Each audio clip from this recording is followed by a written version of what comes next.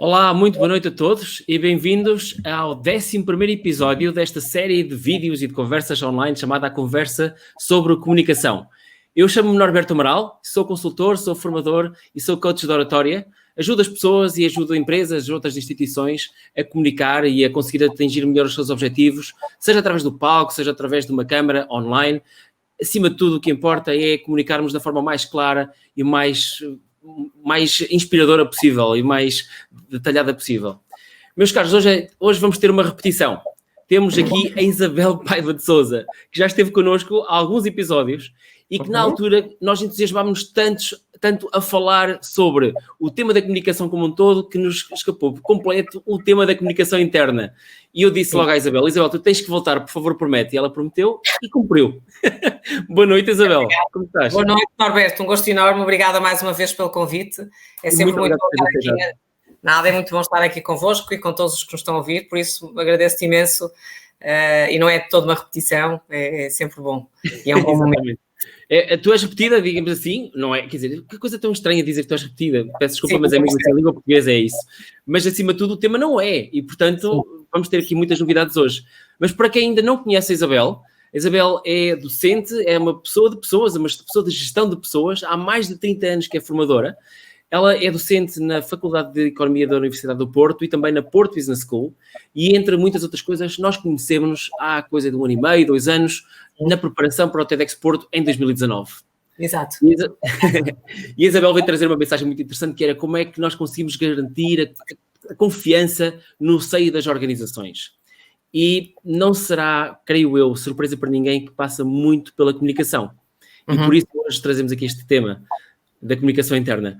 Isabel, explica-nos antes de mais, e principalmente para quem não está muito habituado a este tema, assim, muito brevemente, exatamente o que é a comunicação interna, antes de irmos depois já ao diagnóstico que nós falámos, principalmente o que é exatamente isto da comunicação interna?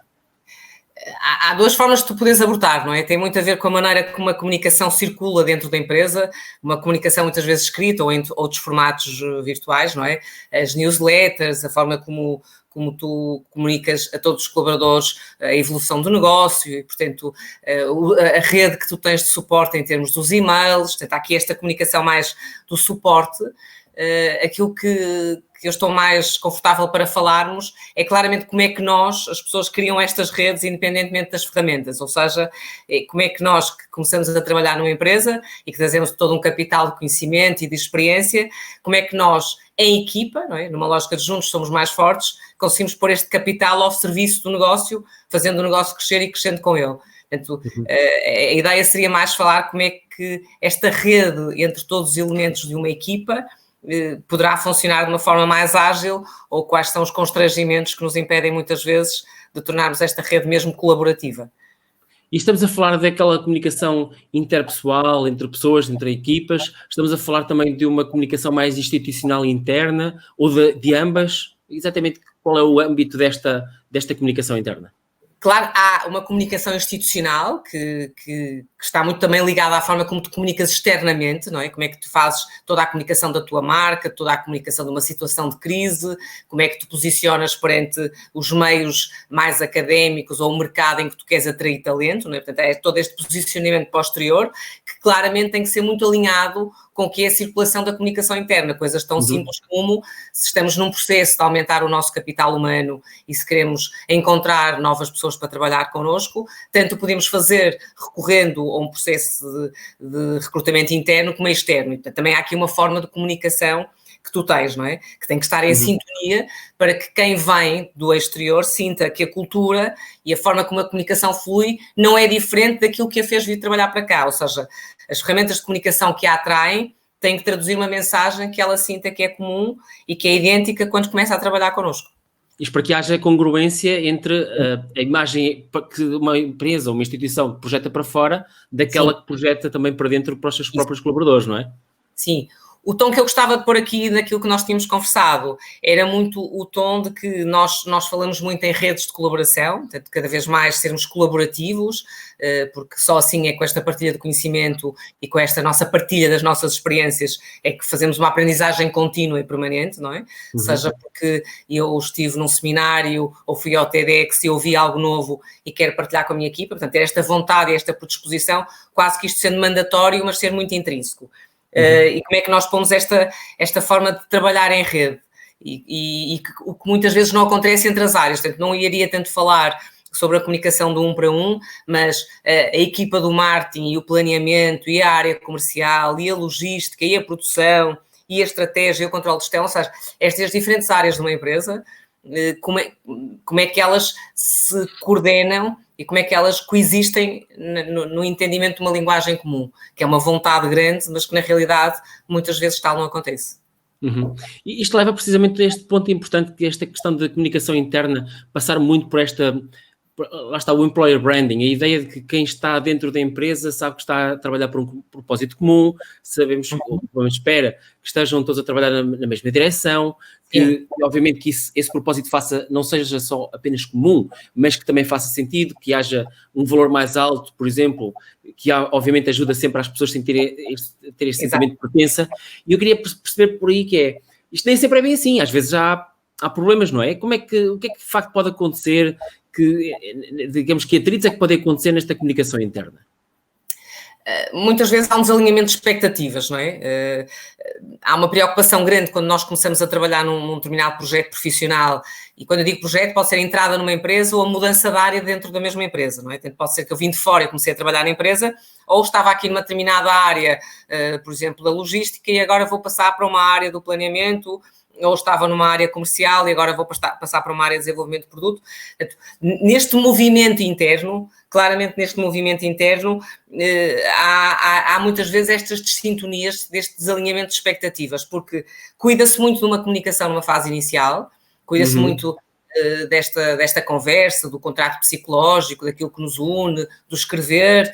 Às vezes há muito esse cuidado no processo de acolhimento e integração, mas depois é algo que se perde. E o que acontece é que muitas vezes os sistemas que as empresas implementam numa perspectiva boa de tornar a organização mais ágil, sejam os sistemas de produção mais eficiente, metodologias Kaizen, ou até sistemas de controle de gestão, com mapeamento dos diferentes fatores estratégicos, que é muito importante ter qualidade na informação para agir melhor.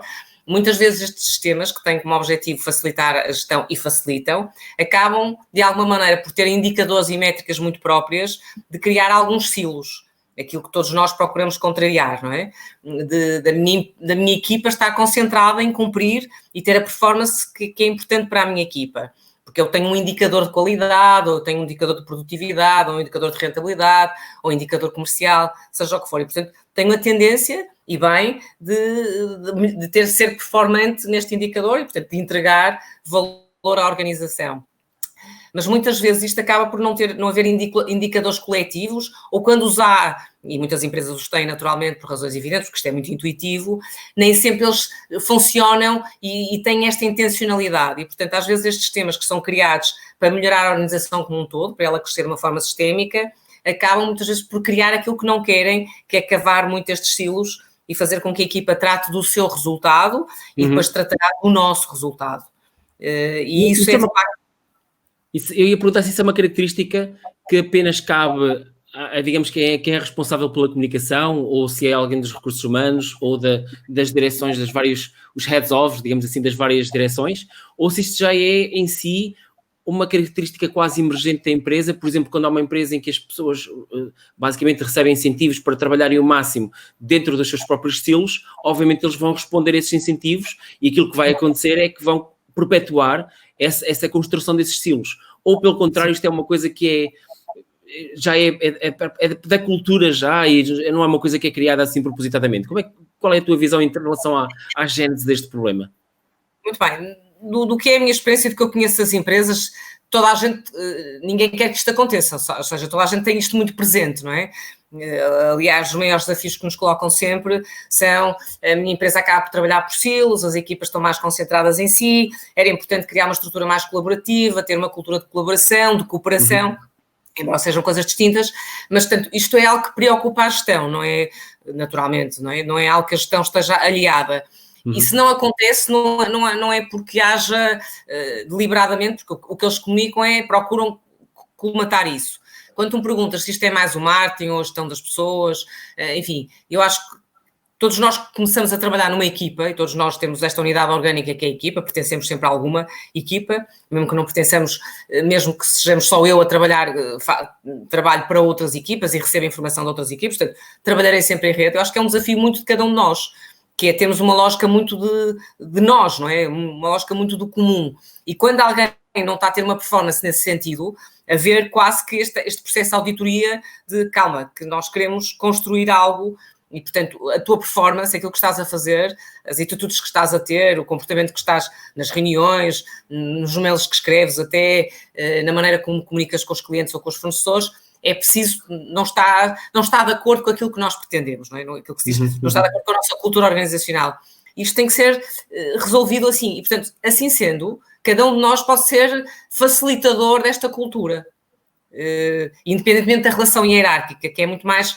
O que é relevante é cada um sentir este ownership, este negócio como seu, e, portanto, ter esta predisposição para, se há algum sinal que vê que não tem esta lógica tão colaborativa, ele próprio atacar e tentar minimizar, evitando que isto se torne toxicidade, que é o que muitas vezes acontece nas empresas. Mas isso é algo difícil, porque eu imagino que alguém, por exemplo, que entra de novo numa empresa e que nota esta característica dessa empresa de já trabalhar um bocado por silos, que acaba por sentir que é uma tarefa algo hercúlea, eventualmente difícil e lá está, é quase que uma pessoa de vida contra Golias a tentar de alguma forma mudar a forma como aquela empresa pensa e age e depois acaba por reparar que se torna difícil, não é? É que até pode levantar a bandeirinha e dizer, malta, nós não estamos a trabalhar lá muito bem, podemos trabalhar de uma forma muito melhor desta forma, mas muitas vezes as pessoas nem sequer têm coragem de levantar a bandeirinha, não é? Sim, e por isso estou sempre a dizer a mesma coisa, que é nada como o tema que vocês falaram no TEDx do ano passado, em 2019, do trust, da confiança, porque criar esta cultura de confiança é fundamental, não é? E há muitos mecanismos que as empresas têm, há bocado falávamos de um, mas há muitos outros, não é? Os processos de onboarding são fundamentais, os processos de mentoria, não é? Das pessoas terem esta predisposição para partilharem o conhecimento, os programas de mobilidade interna, a relação, e tudo isto que eu estou a falar são situações muito recorrentes que as empresas usam com frequência. A relação que as empresas fazem com as universidades ou com os centros tecnológicos no desenvolvimento de projetos, que permite também entre conhecimento novo, mesmo que não haja experiência, e isso também faz com que a organização se ponha em perspectiva, que é estas pessoas que não têm experiência do nosso negócio, até nos conseguiram apresentar aqui algumas medidas e algumas recomendações que nós nem estávamos a ponderar. Isso faz-nos pôr em perspectiva. Portanto, há todo um conjunto de práticas que as empresas têm, as reflexões estratégicas que nós já falamos, a questão do envolvimento de todos na partilha de algumas decisões, tudo isso são maneiras de tornar esta forma de estar colaborativa. E, portanto, acho que há todo um trabalho feito nesse sentido. O que não podemos é descuidar quando montamos um sistema, de ir aferindo e de todos nós sermos muito auditores desse sistema.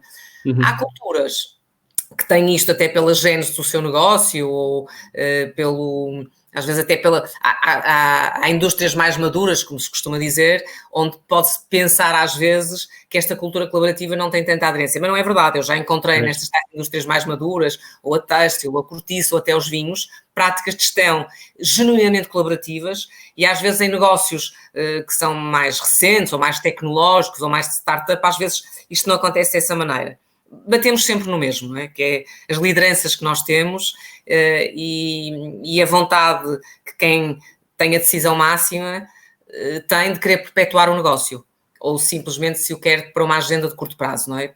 Parece que estamos sempre... é o denominador comum, é a liderança, não é? A liderança é que vai determinar o tom, as oportunidades, como é que a empresa se vai desenvolver a nível do seu capital humano, não é? Sem dúvida. Era aquilo que tu dizias há pouco, a pessoa pode levantar a bandeirinha, mas quase parece um outlier. Mas esta pessoa terá alguém a quem reporta, alguém que quer ser coordenador. E se houver esta receptividade, nós vimos muitas vezes os fenómenos de transformação das empresas não aparecem dos velhos sábios, vêm às vezes de áreas completamente que não eram expectáveis. E, portanto, às vezes criam-se subculturas, que neste caso até são positivas e que podem fazer E há sempre esta procura, não é? Numa cultura cada vez mais achatada ou menos níveis hierárquicos, cada um no seu papel e com o respeito que lhe é devido, ter esta proatividade também de saber comunicar, não é? E aqui já é mais uma comunicação como a que tu treinas e bem, de saber expressar aquilo que considera a razão da sua ideia e o fundamento que ela tem para nós, o win-win, não é? Que é para mim que estou a propor, que é para o negócio, que é quem me está a ouvir, não é? E há aqui uma curiosidade que eu tenho, que é o seguinte: eu pessoalmente não gosto assim muito dos estilos no que diz respeito não só às organizações, mas também no que diz respeito a quando nós etiquetamos alguém, neste caso que eu vou dizer a seguir, no que diz respeito, por exemplo, a quando é que nasceram, ou seja, em que geração é que nasceram, porque há aquela coisa dos boomers, dos millennials e Generation Xers e por aí fora, mas a verdade é que existem alterações que vão acontecendo ao longo do ano, ao longo do ano não, ao longo das gerações, e que acabam por ser alterações de fundo baixo, porque basicamente nós às vezes só as notamos muitos anos depois. E o que eu queria aqui perceber da tua parte é, tu tens sensibilidade para estas questões organizacionais e muito no que diz respeito, obviamente, às pessoas, acima de tudo. Tu notas que existe uma maior abertura das empresas atualmente face a 5 ou 10 anos no que diz respeito a abrir-se para poder acarinhar este novo talento que vem com algumas perspectivas diferentes, com algumas expectativas diferentes face à forma de trabalho, face ao resultado do trabalho em si também, ou pelo contrário, isso não tem acontecido muito? Qual é a tua perspectiva em relação a isto? É brutal, tem acontecido imenso, não é? Às vezes é muito o estranho e depois entranha, mas toda a gente sabe que todas as empresas têm que ser inovadoras, independentemente dos produtos ou dos serviços, mas na sua forma de estar, e a inovação vem da diferença, não é? Se pensamos todos igual, continuamos todos a inovar no mesmo sentido, isso deixa de ser quase só inovação, e a diferença vem de áreas de saber diferentes, filosofia, antropologia, história, engenharia, biologia, e áreas de saber diferentes, histórias de vida diferentes, não é? Culturas mesmo, quando digo culturas portuguesas ou asiáticas, ou mesmo até de gerações diferentes, de géneros diferentes. E cada vez mais as empresas têm essa preocupação.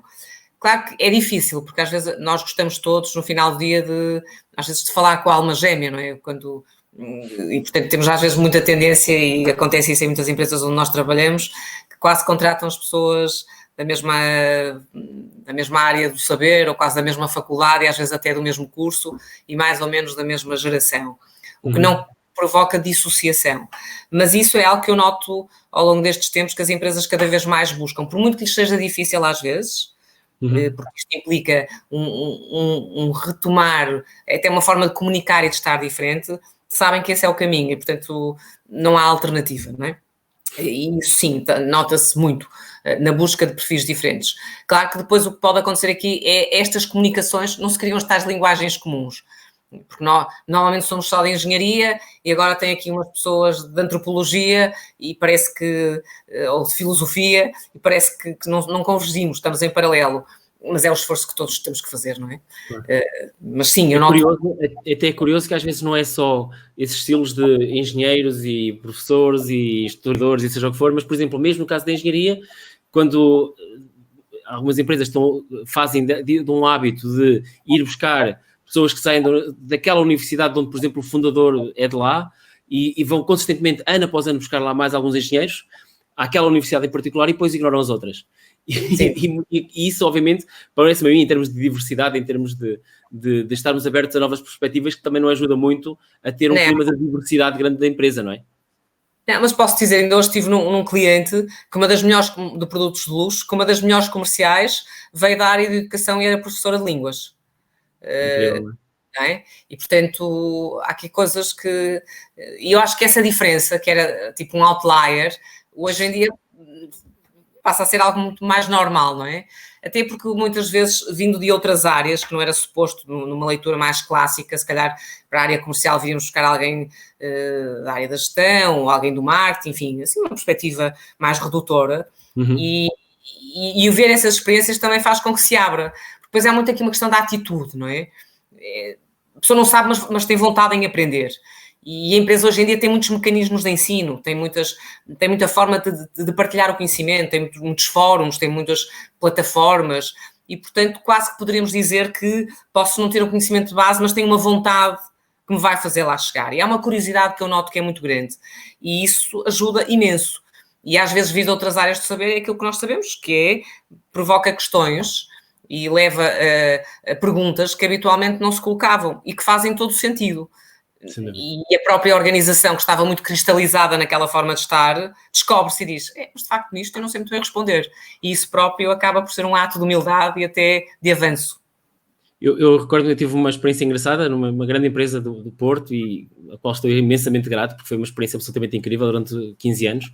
Quem me conhece sabe qual é, agora não vou estar aqui a dizer qual é, acho que não vale a pena, mas foi engraçado que nos primeiros tempos, especialmente, em que eu, que tenho o meu curso de Engenharia Física, portanto, mais nerd do que isto é difícil, entrar numa empresa a gerir sistemas de informação, a gerir, pelo menos, projetos de sistemas de informação, e depois, mais tarde, fazer gestão de inovação, era algo que, garantidamente, sempre que eu conhecia alguém me perguntava, então, mas qual é a tua formação? Dizia que era física, provavelmente a pessoa já sabia, mas queria que eu lhe dissesse, não é? E depois, mas o que é que estás aqui a fazer, exatamente, não é? E eu, bem, o CEO da empresa era de outra engenharia, portanto, se tiveres alguma questão para falares com o dono da empresa, estás à vontade, também pode, porque havia sempre aquela ideia de nós somos os estranhos, é tipo Camus, não é? Nós éramos a pessoa de fora, o outsider, que chegou ali, assim, meio de paraquedas, e agora de repente está ali ao nível dos outros, e as pessoas achavam isto um bocadinho estranho. Então, mas espera aí, eu fiz gestão, eu fiz estas coisas todas, agora vem aqui um gajo de física, e não vê essa diversidade. Mas isto também, felizmente, foi uma coisa que durou pouco tempo, depois também deixou de ser novidade, que o Norberto era de Engenharia Física, e quando as pessoas já todas sabiam, já toda a gente olhava assim de lado, tipo, ok, sim. Isso é engraçado, não é? Acaba por ser uma coisa engraçada. Mas essa diversidade eu acho que é bastante importante mesmo. Deixa-me aqui levar para outro ponto, que nós não falamos sobre isto, mas é por isso que eu gosto mesmo destas conversas, que eu acho que há um tema que cada vez mais se fala, e que eu acho que tem havido imensas alterações a nível da organização das empresas, que é a igualdade de género, e não só. Igualdade, cada vez mais haver diversidade racial, mais diversidade como um todo nas empresas. Eu vejo claramente que há muitas alterações aí. Eu gostava de perceber, tu também tens essa perspectiva, ou isso é algo que notas que ainda não estamos lá completamente, ainda estamos muito longe? Qual é a tua perspectiva em relação a isso? Estamos mais perto do que estávamos há um tempo atrás, não é? Porque tem a ver com a questão da globalização, com a questão de não teres nenhuma empresa que só trabalha um mercado, e como cada vez mais, para seres relevante, tens de conhecer o detalhe, não é? Seja porque queres implementar uma estrutura industrial, seja porque queres vender um serviço ou um produto, tu tens de ser relevante e único naquele mercado. E por muito que tu tenhas vivido lá, trazer locais à decisão é fundamental. Portanto, cada vez mais, e estás a falar de Portugal, e temos a vantagem de Portugal ter, enfim, todas as potencialidades que tem, quer o norte, quer o centro, quer o sul, quer o interior, quer o litoral, e portanto Portugal é de facto uma hub, e nós vemos isso nas nossas faculdades, nós vemos isso nas empresas internacionais que estão cá, e nas portuguesas que têm estrangeiros, e portanto há muito esta forma de estar, que já vem da academia, mesmo até as escolas secundárias, mas que a pessoa não tenha feito nenhuma licenciatura, este convívio permanente com outras culturas, que é muito potenciado por uma vontade de viajar, de conhecer as experiências, o querer fazer estágios, o querer conhecer, às vezes o querer parar da sua tomada de decisão académica e fazer um ano sabático no sentido de querer conhecer outras realidades, acabar o curso e não começar logo a trabalhar e fazer ali um gap year. Tudo isto faz com que haja esta injeção do mundo. E estas pessoas depois trazem este referencial para o trabalho. Portanto, o que se vê é isso. É diferentes culturas, inclusive empresas portuguesas que adotam como a sua língua de comunicação inglês, exatamente por isso, porque no outro dia estava a falar com uma empresa que agora o novo diretor de inovação é húngaro, não é? E uma empresa portuguesa, e portanto esta multiculturalidade cada vez acontece de uma forma mais presente. E isso é determinante, por muito que eu viva nos Estados Unidos e que até conheça, trazer locais ajuda, pode não ser de uma forma permanente, mas num determinado projeto, estar connosco durante um ano, e essa contaminação positiva, esse contágio é altamente relevante. E o conhecimento cresce, a colaboração é de facto mais sentida e o negócio também acaba por ter relevância, ou seja, há impacto no negócio por esta multiculturalidade, que não tem que ser só de bilhete de identidade de países diferentes. Tem a ver com as proveniências do saber também. Claro. E as idades. Uma questão. Desde podes terminar? As idades, não é? Verdade, é muito importante. Novas gerações e de outros países também. Houve um tempo em que eu tenho 51 anos, não se contratava ninguém a partir dos 40, parecia que a pessoa aos 40 estava morta para o mundo da contratação. E hoje é comum, estamos a falar há 30 anos atrás, quando eu comecei a trabalhar, 40 anos, e hoje é comum tu teres pessoas a entrar nas empresas com 40, 50 anos, e às vezes em lógicas de projeto, que é a configuração que cada vez mais se tem, esta lógica de projeto, pessoas com outra idade, seja a idade o que for, mas era algo que conceptualmente há 20 anos atrás não era muito pensado, ou há 10 anos atrás, e hoje em dia é muito comum, até porque as pessoas também muitas vezes têm uma vontade de se desvincular e de criar algo seu, e as empresas, e bem, dão essa oportunidade, mas até querem continuar a trabalhar com aquela capacidade e com aquele conhecimento. Então fazem contratos de prestação de serviço, trabalham a projetos, e a pessoa já não está no conta de outrem, mas continua a manter o seu conhecimento e o seu compromisso e a aprovisionar performance para a empresa. Portanto, sim, há modelos. Isso é tão importante e relevante que, de facto, se nós não fizermos isso, estamos a perder uma quantidade incrível de conhecimento e de experiência. É um desperdício autêntico, não é? Porque há pessoas que têm, lá está, 45, 50, 60 anos até, que já passaram por tantas situações diferentes e por tantos contextos diferentes que conseguem trazer uma carga de experiência que não seria possível de outra forma. E se aliarmos isso com pessoas que muitas vezes estão acabadinhas de sair da universidade, mas têm ideias geniais, estão frescas mesmo, e conseguirmos juntar isso nos mesmos projetos, ali com, obviamente, excelente comunicação, nós conseguimos coisas absolutamente extraordinárias. Aliás, eu tive em algumas equipas em que havia uma grande diferença de idades isso era motivo de orgulho, só haver essa diversidade já era motivo de orgulho da própria equipa. Olha, eu tinha aqui uma pergunta do Tiago Lopes, que é aqui deixou aqui um comentário aqui na nossa conversa e colocou-nos uma pergunta que eu penso ser fantástica para ti. Eu vou ler exatamente o que é que ele escreveu. Como é que vem o conhecimento obtido através da educação alternativa autodidata e a abertura do mercado a este tipo de profissionais? Isto, gostava muito de ouvir a tua opinião em relação a isto. É muito interessante, Tiago. Da experiência que eu tenho, obrigada pela questão, porque é muito relevante, da experiência que eu tenho, ainda não é um modelo muito comum, mas eu acho que é um modelo emergente e que nos vai abanar a todos muito, não é? De alguma maneira, nós ainda olhamos para o conhecimento com um certo nível, no secundário, a licenciatura, ou a pós-graduação, o mestrado, enfim, pelo menos que haja uma destas etiquetas que a pessoa possa ter, não é? Mesmo num 12º ano ou no ano do ensino profissionalizado, o ser autodidata, dos contextos que eu conheço outros onde isto não é assim, mas da experiência que eu tenho vivenciado, ainda não é algo muito comum. Pode ser numa lógica de prestação de serviço, não é? Deixa lá ver. E eu acho que esse é um caminho para onde as empresas, quando eu falo de prestação de serviço, há o modelo do conta de outrem, né, dos 14 meses ou do que seja, e há o modelo da prestação de serviço, de termos uma parceria, mantendo aqui a identidade, mas trabalhando num projeto durante 3 meses, 9 meses, 1 ano ou 2. Nessa lógica, eu vejo muito este autodidata. Agora, o que as empresas fazem muito cada vez mais é lançar desafios e ver a capacidade de resposta dos candidatos. Mais do que olhar para o currículo, não é? Se fez o curso no sítio A ou tem a média tipo B, lança um desafio. Olha, nós temos aqui um tema na empresa. Ou numa situação hipotética, pode até nem ser um tema que nós temos, como é que resolveria isto? E dá um caso para o candidato desenvolver, e nesse sentido dá para perceber se as competências que ele tem são ou não relevantes para o negócio. Venham elas onde for. Tenha andado sentado nos bancos da escola no modelo mais clássico ou tenha sido um processo de aprendizagem por ele. E há até uma certa curiosidade do que é a minha experiência, mas não tenho me cruzado muito, mas do que eu noto de quem tenha... Há uma certa curiosidade em perceber, deixa lá ver, portanto até é um fator diferenciador, deixa lá ver este indivíduo, o que é que ele sabe, não é? Porque não é comum. Sendo outlier, desperta sempre essa curiosidade. Eu acho que isso é um fator competitivo para quem é autodidata, não é? Depois também tem muito a ver com a história que essa pessoa conta, com a narrativa dela, com o que é que ele levou a ser autodidata. Isso não é um contra o sistema, mas qual foi o processo negocial que ele fez. E isso também é muito interessante perceber.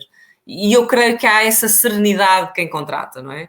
Portanto, vejo como sim, como um potencial muito interessante. E desafiante até para algum status quo ou para algum classicismo numa abordagem ao conhecimento, vamos dizer, mais tradicional. E às vezes por isso possa ser um entrave, mas é um entrave que se pode superar. Tem que ser adaptável.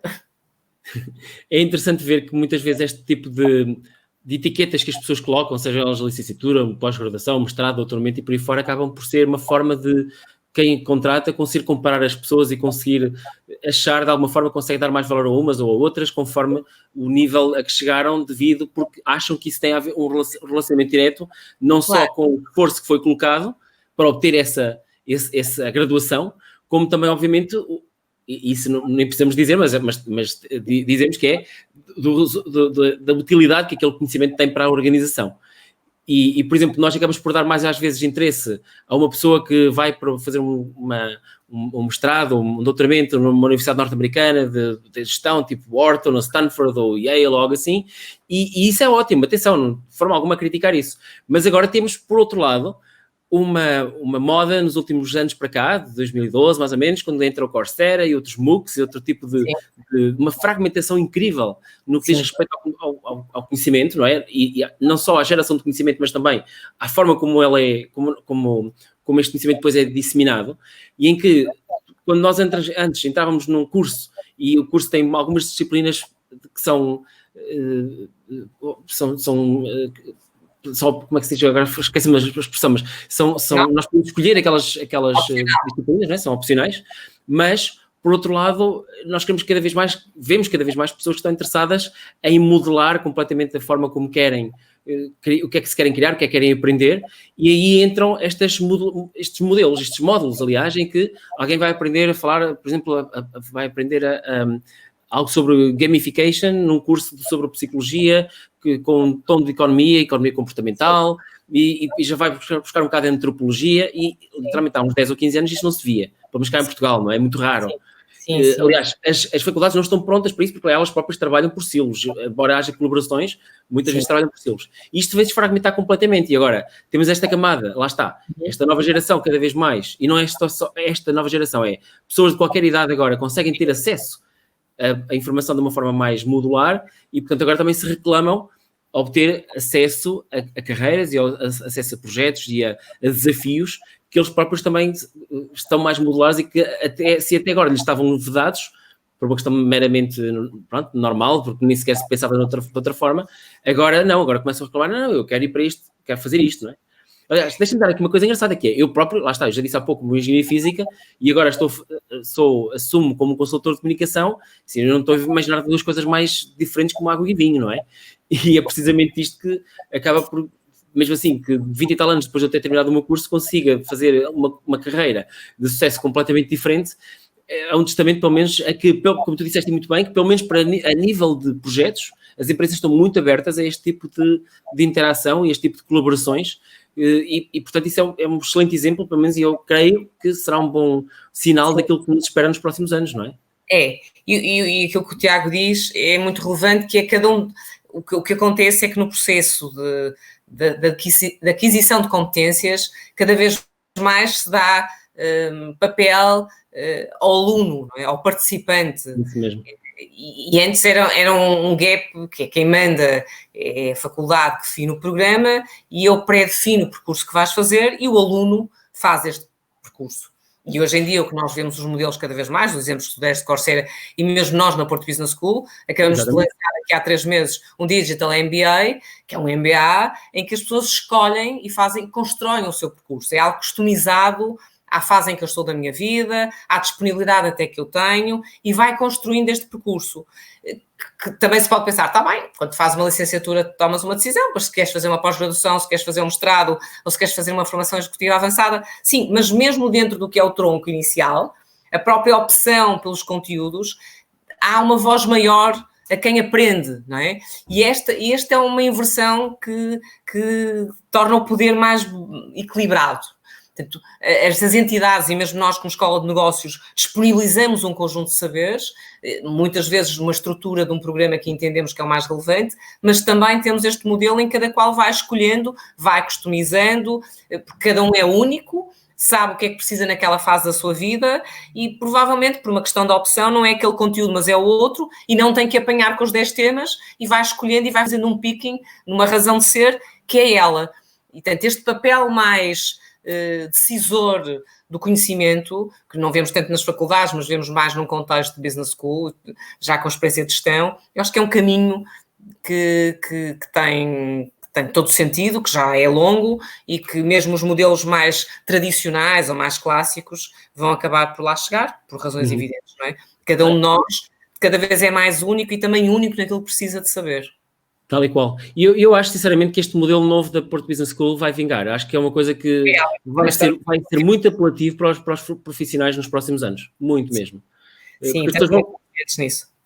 Acho que as pessoas vão mesmo notar que não precisam quando compram o bolo, não precisam de comer o bolo todo. Nós vamos buscar uma fatia daqui, uma fatia de lá e conseguimos juntar o melhor dos mundos e cada vez mais as pessoas estão muito abertas a este tipo de diversidade na sua própria formação. E notam que isso é uma mais-valia para si, não é? Já a customização dos programas às empresas é algo que nós já fazemos há muito tempo. E a customização do programa ao indivíduo também, não é? Uma pessoa pode chegar à Porto Business School e escolher um programa e nós desenhamos para ele. Ter este modelo desta maneira tão fácil de combinar é, de facto, um fator muito importante, porque cada vez mais a pessoa também tem aqui uma voz e uma preponderância. E é este conhecimento que leva para a colaboração que falávamos no início, não é? Quando nós trabalhamos, porque cada vez mais nas empresas trabalha-se nestas colaborações de vários parceiros em vários tópicos, seja porque eu tenho a inovação dentro ou fora, seja porque eu tenho os serviços financeiros dentro ou fora, seja porque eu tenho aqui uma área que vai falar da sustentabilidade ou uma área de internacionalização dentro ou fora da empresa, e estas diferentes constelações também nos obrigam a ter um sentido de colaboração maior, e esse é um modelo, por isso é que tanto se fala em rede, não é? Que agora com esta questão do trabalho remoto veio tornar um significado ainda maior, que é, eu não preciso estar ao lado, ou seja, a frequência da presença, só que trabalhamos ao lado um do outro fisicamente, não significa que colaboramos mais. A pessoa pensa, estamos à frente um do outro fisicamente, colaboramos muito, e tu conheces casos desses, eu também, de que às vezes as pessoas que estão fisicamente distantes, em Braga e em Lisboa, ou no Algarve e em Bragança, às vezes são mais colaborantes do que propriamente nós que estamos sentados secretária frente uma à outra. Sim. E, portanto, e também esses paradigmas têm vindo a ser desafiados, não é? Estes modelos de estar no negócio. Eu acho que isto traz-me aqui uma reflexão que eu gostava de fazer, voltando para trás aqui alguns bons minutos, voltando àquela questão da comunicação, e tu agora tocaste numa série de assuntos interessantes, numa série de temas que me lembraram exatamente aqui um fio que eu queria trazer de volta, que era, falaste nesta questão outra vez, da colaboração, do facto das pessoas colaborarem, não é necessariamente porque estão fisicamente próximas, mas também não só, é esta questão de acabar com os silos e fazer com que a comunicação seja algo que diz respeito à empresa como um todo, e assim como a comunicação, a inovação também, e há determinadas áreas que no fundo são transversais. No fundo nós o que estamos a dizer é a comunicação, a inovação, outros temas também, obviamente, não só estes, que são transversais ou devem ser transversais a toda a empresa, seja ela uma direção de serviços administrativos, seja os recursos humanos, seja uma área de engenharia, uma área de vendas, uma área de marketing, todos têm que a ter. E, por outro lado, o que eu queria aqui perceber é até que ponto é que as empresas estão conscientes de certeza que estão, mas até que ponto é que são capazes de o fazer quando muitas destas coisas acabam por vir ainda de estas próprias coisas que são transversais costumavam vir de silos. Quando há uma direção de inovação, quando há uma direção de comunicação, no fundo existe alguma forma de atrair para si estas responsabilidades, e o que significa que se atrai para si essas responsabilidades, depois há outras partes da empresa que deixam de as ter, ou não precisam de as ter. Como é que se consegue fazer? Isto é literalmente uma quadratura de um círculo, não é? É difícil. Como é que se consegue simultaneamente ter algo que é suposto ser uma preocupação de toda a empresa, mas que algumas áreas reclamam para si um pouco mais isto para si? E agora, especificamente sobre comunicação, não sobre inovação, que já foi o meu mundo, mas até há uns anos já não é o atual. Mas eu até gostava de ir à metáfora da inovação, que não é uma metáfora, que é. Ou até podemos pensar no caso da gestão de pessoas, mas podemos pensar na inovação. Eu acho que o que tem que acontecer nenhuma inovação acontece se não houvermos uma cultura inovadora, não é? Ou seja, se não houver uma cultura de predisposição para aprender com o erro e vontade em ir mais além, não é? Que são pressupostos determinantes, que é a abertura ao erro e vês o erro como uma aprendizagem, e a vontade em te ousares e tens quase a coragem e a humildade que é de destruir a tua própria ideia, portanto, a coragem de a destruir e a humildade de reconheceres que ela fez sentido ontem ou fez sentido no mês passado e já não faz. E, portanto, há estes pressupostos que naturalmente quem lidera tem que trazer, não é? E o primeiro é, toda a gente diz que aprende com erro, mas já falamos sobre isso, que é inova, mas não gastes muito dinheiro, não é? Inova, mas não fazes muitas vezes. E, portanto, isso eu noto que é algo que se fala muito, mas que na Gênese pratica-se muito pouco. Mas vamos partir de um cenário em que, de facto, há esta predisposição de cultura. A inovação não existe, é como a qualidade há uns anos atrás, se não houver, de facto, um terreno, todos nós sentimos na pele essa predisposição para nos ousarmos.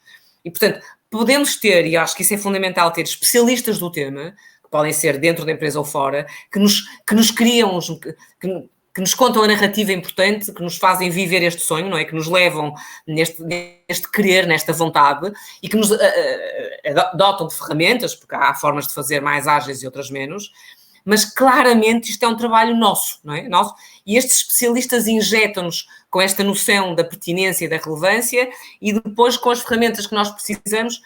Portanto, claramente, a melhor maneira deles reclamarem para si, que eu acho que às vezes parece meio estranho, é quando eles crescem tanto mais, quando cada um de nós, vamos pensar que são eles e nós, que isto também não existe, usa estas ferramentas, faz crescer o negócio com a inovação. Esta é a melhor maneira de quem está nestas áreas pode dizer missão cumprida. Porque não somos só nós eleitos, mas toda a gente vem ter connosco e nos pede. É o que me faz lembrar há uns anos atrás os recursos humanos, não é? Parecia que era ali uma pessoa que tinha uma noção de ferramentas de desenvolvimento e de retenção do talento. Cada gestor de equipa, cada líder, cada pessoa que tem um projeto, ele próprio tem que sentir a importância de atrair, a importância de reter, de desenvolver, de fazer crescer, tão como todos eles. Porque por muito que haja um especialista em gestão de pessoas, que fez até nas escolas internacionais as melhores formações e trouxe as melhores metodologias, nada disto prolifera se o terreno não estiver predisposto a. Portanto, reclamar para si, para quê? Para dizer que é o único? Sim, mas depois está a acontecer alguma coisa? Não. Estamos a aumentar o nível de retenção? Não. Estamos a aumentar a inovação? Estamos, de facto, a ser únicos? Estamos a ser disruptivos? Estamos a romper o paradigma e a apresentar algo de valor? Não. Para que ter um cérebro? Eu acho que acabamos por facilmente as empresas se conseguirem, ou estas direções, estes estilos, se conseguirem dar ferramentas ao resto da empresa para conseguir inovar, para conseguir comunicar, para conseguir gerir bem as suas equipas, acabam por ser esses seus facilitadores, acabam por ser eles vistos como coadjuvantes disto acontecer, mas sendo que a responsabilidade nem sequer é partilhada, a responsabilidade é das várias direções, não é daquela direção em particular. E isto, creio eu, que ajudará imenso, não é? Eles são, qual é a diferença deles e o que os torna únicos? Porque eles têm, de facto, eles conseguem, são especialistas do tema, eles conseguem ter uma leitura. Quando alguém te disser, Norberto, ajuda-me aí, como é que eu posso comunicar melhor? Tu sabes fazer isso melhor que outra pessoa. Quando alguém diz, ajuda-me aí, como é que eu posso reter melhor o meu talento? Como é que eu posso tornar esta equipa mais inovadora? Há gente que sabe fazer isto.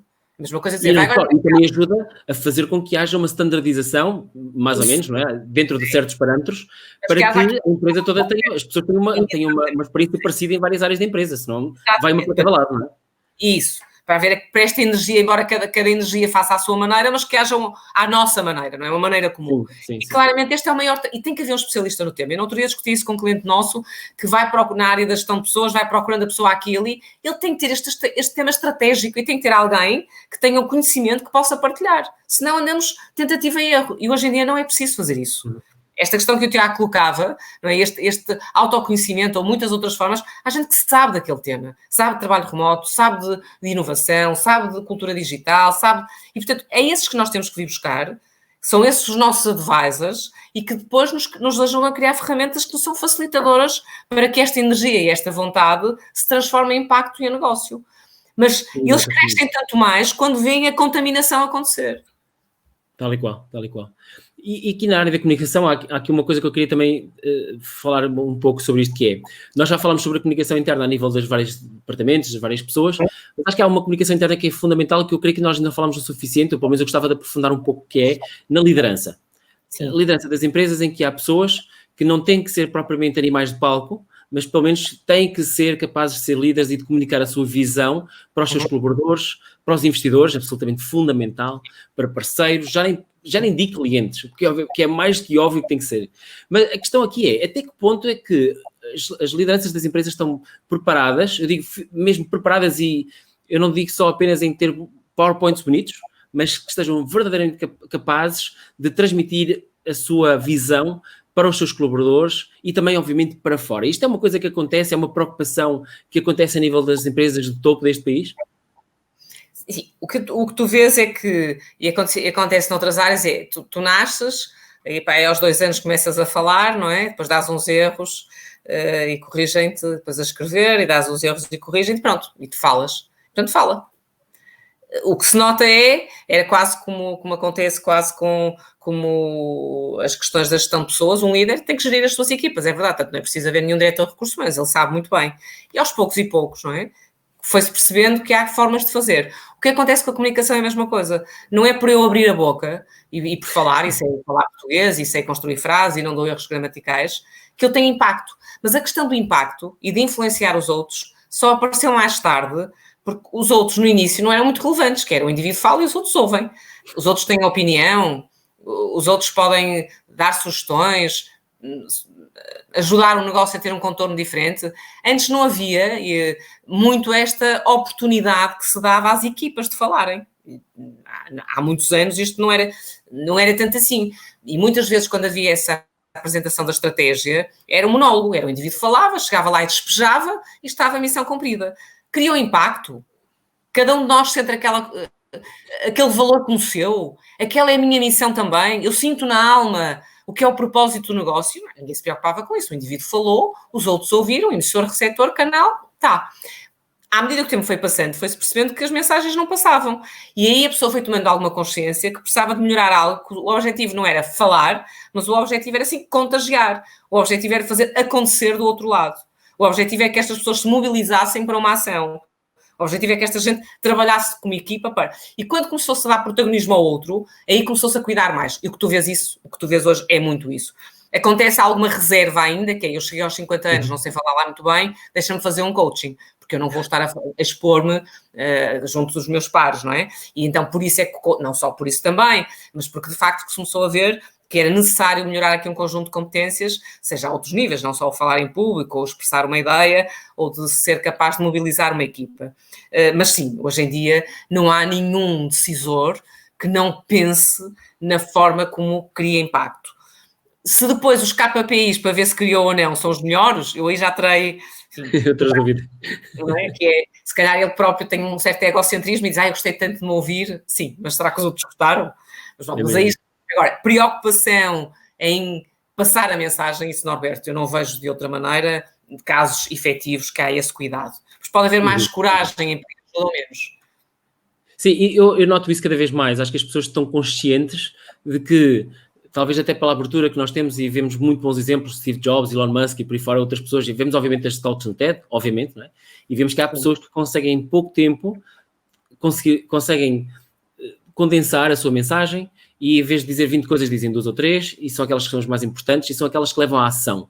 E começa-se a... Espero que não esteja o pêndulo para o extremo oposto, mas começa-se cada vez mais as pessoas a pensar, a informar, a formatar a sua mensagem de uma forma, como tu dizes muito bem, que é, o foco já não é em mim, que sou o comunicador, em passar a informação, mas é garantir que as outras pessoas ouvem e depois já acionam. Ou seja, o meu trabalho ali é faísca, é ser a ignição de algo, mas depois, do outro lado, o resto das pessoas vão, digamos, apanhar a bola e vão continuar. Sim. Isso vê-se cada vez mais, infelizmente, porque realmente, eu vou dar aqui um passo atrás, que é, eu não vejo isto necessariamente como a forma como as pessoas antigamente falavam, que era algo necessariamente mau, está desatualizado, está desadaptado da nova realidade, porque naquela altura, muito bem, as pessoas tinham foco na mensagem, no conteúdo, era aquilo que diziam, independentemente da forma ser boa ou má, e depois, lá está, a ver talvez o facto de serem reconhecidos como um líder ou líderes da empresa era o suficiente para que as pessoas que estivessem cá em baixo ouvissem e pronto. Claro que o mundo agora está mais complexo, está muito mais nivelado e já não há tanto aquela ideia aquela distância enorme entre as pessoas que entram numa empresa e o CEO, e portanto as pessoas sentem isso a cada momento e quem entra de novo também, e quem já lá está, também vai percebendo se aquela pessoa é inspirador ou não, ou se aquilo vai lá só falar sobre números de uma forma muito seca ou então não, até vai falar sobre números de uma forma super apaixonada. Já vi isso acontecer e muito bem. Mas o mais engraçado mesmo é que, de facto, as pessoas têm conseguido adaptar-se aos novos tempos e às exigências dos vários interlocutores, ou seja, as exigências do público, que se também mudar, a mensagem também vai ter que ser diferente, a forma como vai falar vai ter que ser diferente e obviamente os resultados, logo à partida, porque também são baseados também nos objetivos iniciais, também vão ter que ser necessariamente diferentes conforme o público, não é? Conforme a mensagem vai ser diferente por causa disso, não é? Para fechar, estamos quase mesmo a terminar, eu queria aqui colocar-te mais uma questão que tem a ver precisamente com a capacidade de todas as pessoas a todos os níveis da empresa, através da comunicação interpessoal, da influência dos seus pares, dos colaboradores, dos seus superiores, ou seja, no fundo, de qualquer pessoa que não seja tomada como oficialmente um líder, a capacidade que essas pessoas têm de fazer a mudança. Porque a inovação diz isso. A inovação a gente diz que é bottom-up, não é? E, portanto, estamos a dar poder aos colaboradores para ter algumas empresas, pelo menos fazem, ter mais liberdade de tempo, de iniciar um projeto e depois vamos ver se ele existe ou não, se ele tem pernas para andar ou não. Depois isto, nem sempre todas as empresas conseguem depois criar daí algo que seja consequente e algo que perdure, não é? Algo que passe de além de um projeto que tenha contornos muito definidos. Mas eu queria muito perceber isto através da comunicação é possível as pessoas estenderem a sua bolha de influência para conseguir, primeiro, alterar, mudar a sua área de influência, a sua esfera, e depois, eventualmente, também poder fazer disso uma base para melhorias de carreira, seja dentro da empresa ou seja mudando de empresa? Ou é uma coisa que ainda acaba por ser um bocadinho utópico ainda, Norberto? Ainda não estamos lá. Não, é a única ferramenta que eu conheço possível de tu criares influência. Não há outra. Não é? Tu estás permanentemente a comunicar, tens que fazer algo que era o que eu ia dizer há pouco, tem a ver com a questão do treino. Quando falavas há pouco do TEDx, a pessoa chega ali em 15 minutos e de facto consegue ser influente. Todos nós, não é? Todos nós passamos por isso, que fomos oradores no TEDx, passamos por um processo de treino, um trabalho que vocês fizeram com cada um de nós. Pode haver gente que tem mais genética ou menos, mas é treino. E, portanto, a lógica é, se eu quero aumentar a minha rede de influência, se eu quero, de facto, trabalhar numa cultura mais colaborativa, se eu tenho capacidade e a ferramenta que eu tenho é a comunicação. A reflexão que eu faço é reflexão, ação, ver o impacto da minha ação e reflexão, e isto tem a ver com uma ferramenta que eu uso que é a comunicação. E todos nós passamos essa experiência. Quantas vezes é que eu disse uma coisa e ninguém ouviu? E depois ponderei melhor sobre aquilo que queria dizer e vou até a falar e disse, a pessoa já me ouviu, já disse, assim, fala-me lá dessa sua ideia. O que é que mudou aqui? Não é? Foi a pessoa que naquele dia estava inspirada? Não. Foi seguramente eu que fiz aqui um trabalho de treino, de consciência, de verificar como é que se poderia ser mais influente e que claramente tomei as rédeas do assunto usando outros ingredientes. Não é? A minha vontade era a mesma, era que a pessoa me ouvisse ou ter a oportunidade de apresentar o meu projeto. Mas a maneira como eu fiz tem a ver com este trabalho de comunicação. Portanto, eu não vejo outra forma. Claro que há empresas que são mais férteis nisto, criam um conjunto de plataformas e de partilha de conhecimento, seja mais físicas ou seja mais digitais. Se isto acontece, ótimo.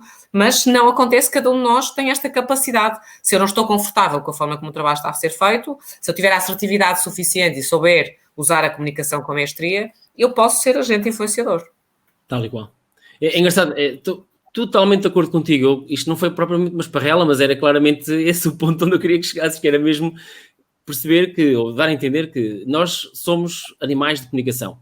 É aquilo que mais nos distingue de tudo o resto, de todos os outros animais que existem à face deste planeta, é que nós sabemos comunicar com um nível de complexidade e transmitir ideias e conseguimos estar a falar, ouvir ideias de há 100 anos atrás que estão guardadas num sítio qualquer, seja um livro, ou seja o que for, qualquer o meio, e conseguimos olhar para lá e pensar, isto faz sentido, vamos fazer isto. E não vemos isto em mais nenhum tipo de espécie animal e isto distingue-nos imenso. Aliás, faz de nós humanos, isto faz de nós quem nós somos.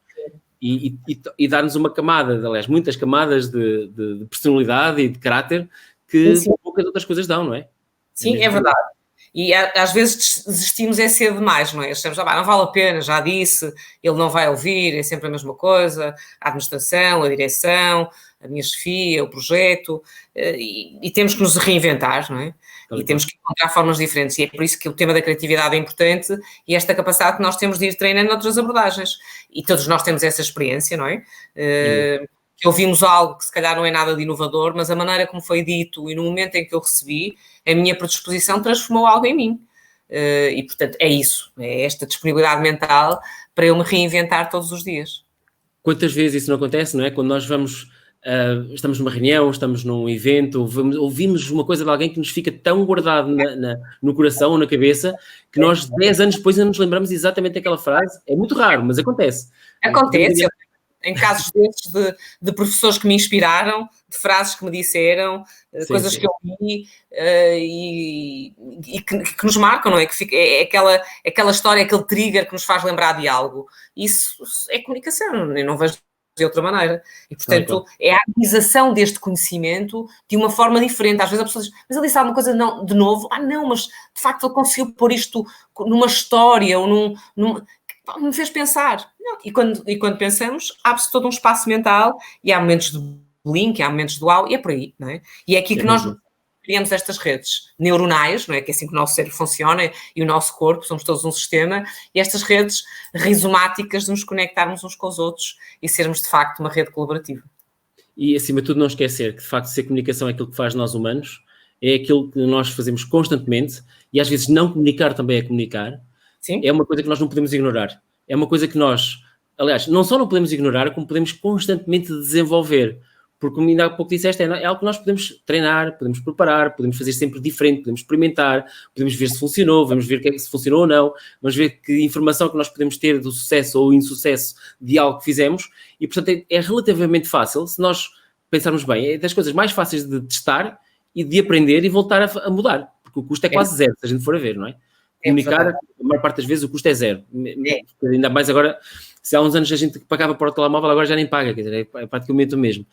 Olha, Isabel, eu consegui estar aqui literalmente 24 horas seguidas. Qualquer dia convido para uma maratona, 24 horas seguidas, o que é que achas? Talvez mais. Mas eu gostava muito de fazer o seguinte, estamos quase a terminar, eu gostava muito de lançar-te um desafio para deixares uma mensagem final aos nossos ouvintes, aos nossos espectadores. Como é que a comunicação é assim tão importante, mesmo quando nós achamos que não é? Não entendi. Queres que um desafio como assim, Norberto? Eu queria muito perceber da tua parte como é que nós conseguimos convencer as pessoas cada vez mais a estarem conscientes de que a forma como comunicam, aquilo que comunicam, é aquilo que, no fundo, vai determinar as suas vidas. É aquilo que determina a sua vida profissional e pessoal a todos os níveis. Mas isto é o meu pensamento. Eu queria que pegasses um pouco nisto e perceber até que ponto é que nós estamos conscientes ou não e que nas organizações que as pessoas estão abertas a estas mudanças de estilos e esta evolução que está claramente a acontecer e na minha opinião, que está a acontecer de uma forma cada vez mais rápida, mais acelerada. Mas queria perceber, da tua perspectiva, da tua experiência de trabalhar com as empresas em Portugal, se é exatamente também este tipo de abordagem que elas estão a ter e que se estão a acompanhar isto bem. E eu acho que o desafio é muito cada um de nós tentar, não é? Nós desistimos, eu estava a dizer isso há pouco, nós desistimos muitas vezes antes de começar. E é tentar. E tentar sempre procurando ter aqui um indicador. O que é que eu quero ver acontecer? Porque às vezes nós tentamos, mas para quê? Não sei. Olha, libertei energia. Falei. Sim, mas o objetivo era falar. É procurarmos dizer, como é que eu posso ser mobilizador nesta minha tentativa? E se eu tiver quase esta forma de como é que eu vou perceber se o Norberto de facto captou a mensagem? Como é que eu vou perceber se consegui levar a minha ideia? E pode ser porque o outro fez mais perguntas, porque ganhei mais espaço de atenção do outro, porque de facto houve ali uma inflexão, e é tentar, ter coragem para tentar e ter humildade para reconhecer que metemos água todos os dias, não é? Mas tentar, eu acho que nós desistimos muitas vezes cedo demais. O não vale a pena, esquece, eu já fiz. E muitas vezes eu digo, mas já fizeste quando? E o dia é igual? E a circunstância é a mesma? As pessoas mudam todos os dias. Eu mudo todos os dias. O contexto muda, aquela pessoa muda. Há configurações diferentes. Eu sou eu e as minhas circunstâncias. Configurações diferentes também dão formas de estar diferentes. Portanto, há que tentar. Porque no dia em que desistimos de tentar, também desistimos de viver. Basta pensar na nossa metáfora quando éramos miúdos. Nós tentamos N coisas. Podemos ter dúvidas de muitas competências, mas não da nossa curiosidade. E, portanto, este drive desta vontade em experimentar, acho que nós temos que fazer na comunicação. Não desistir nunca. Tentar com coragem e com humildade reconhecer. Que provavelmente este não foi o melhor caminho. Amanhã é melhor que hoje. E hoje, quinta-feira, melhor que ontem. E amanhã, sexta, seguramente melhor que quinta. E é este o desafio que nós devemos ter. Sempre é isso. É esse o desafio. E notei aí a citação do Ortega e H7, nós somos nós e as nossas circunstâncias. É mesmo isso. Não somos só nós não vivemos sozinhos, nós temos que comunicar e as circunstâncias é tudo o que nos rodeia. E esta configuração é diferente, não é? Nós já fizemos sempre que falamos sobre o tema da comunicação há um mês ou 2 atrás. Hoje somos diferentes, estamos a falar da comunicação numa ótica diferente, mas nós próprios também crescemos e estamos diferentes. As circunstâncias mudam. Isto dá uma configuração diferente. Às vezes falta também a coragem de dar o passo. Tentar. E depois reconhecer que, de facto, provavelmente não tentei da melhor maneira. E o balanço diário, que é o que é que tive bem hoje e o que é que podia fazer melhor amanhã. Acho que esse é um aspecto fundamental também para... E ganhar alguém relevante da nossa vida que nos possa dar aqui algum feedback, porque às vezes fazemos estes trabalhos muito sozinhos. E aqui a equipa é uma grande matriz. Que é equipa, onde é que estivemos bem como equipa? O que é que da próxima vez temos que melhorar? E se ganhar, isto é uma rotina normal, são 5 minutos, não precisamos tirar nenhuma sabática, nem por cada semana de trabalho tirar um dia para refletir. É um processo que podemos fazer nas nossas reuniões de equipa, que fazemos com regularidade. Onde é que esta semana tivemos bem, ou este espaço temporal, e onde é que nós podemos fazer melhor? E é sempre aqui, esta superação como coletivo é fundamental. Ainda hoje estive numa empresa a dizer exatamente isso. Que é como é que nós podemos melhorar é, através da nossa equipa, temos um grupo de pessoas que é o ideal, que está mais próximo de nós, efetivamente, e inclusivamente, obviamente, no facto de trabalharmos todos no mesmo, dentro da mesma equipa, ser as melhores pessoas para nos darem feedback sobre os mais variados aspectos. É exatamente isso. Olha, Isabel, muito obrigado mais uma vez, estamos a terminar. Do fundo do coração, e ainda mais por teres vindo a segunda vez, teres tido esta paciência de estar comigo aqui mais uma hora. Eu adorei ouvir-te. Diz? É um orgulho enorme, eu te agradeço a oportunidade e a disponibilidade de estarmos aqui à conversa sobre um tema que nos é tão querido e que é inesgotável, e por isso agradeço muito também a todos que estiveram connosco também e a partilha das vossas ideias. Esta é uma conversa sem fim. É isso mesmo. Muito obrigado, Isabel. Olha, muito obrigado por terem estado connosco durante este programa. Aqueles que estão a ver em direto, fantástico, fiquem aí mais um minuto. E a todos aqueles que estão no YouTube, melhor ainda, agora estão aí a ver outros vídeos também. Eu não sei se vocês sabem, mas existem outros vídeos. Este é o 11º e para esta season, vamos chamar de season, é o último. Terminamos por agora. Vamos fazer um intervalo de 1 mês e meio. Vamos voltar no dia 10 de setembro para uma, lá está, segunda season do A Conversa sobre Comunicação. E posso desde já anunciar que a primeira convidada para essa sessão vai ser no dia 10 de setembro, às 21h30, aqui mesmo no Facebook. Vamos manter exatamente o mesmo. Vamos ter a Patrícia Matos. A Patrícia Matos é pivô, ela é jornalista da TVI. Vocês poderão vê-la muito frequentemente na TVI 24, especialmente ao final da tarde, a ler as notícias. E ela vai estar aqui connosco e vamos falar muito sobre a sua vida, o que é que ela faz como jornalista e como é que é a vida da comunicação à frente das câmaras. Espero que achem tão interessante como eu acho, porque eu estou mortinho para que passe este mês e meio e eu não sou daquelas pessoas que gostam de fazer fast forward, mas estou mortinho para ter aquela conversa com a Patrícia, aqui mesmo, em direto, no meu perfil do Facebook, no próximo dia, repito, 10 de setembro, às 21h30. Muito obrigado, Isabel, mais uma vez. Obrigado. Obrigado. A todos, até à próxima e espero que continuem a gostar e a acompanhar-nos nos próximos tempos. Muito obrigado a todos. Obrigada, boa noite, fiquem bem. Obrigado.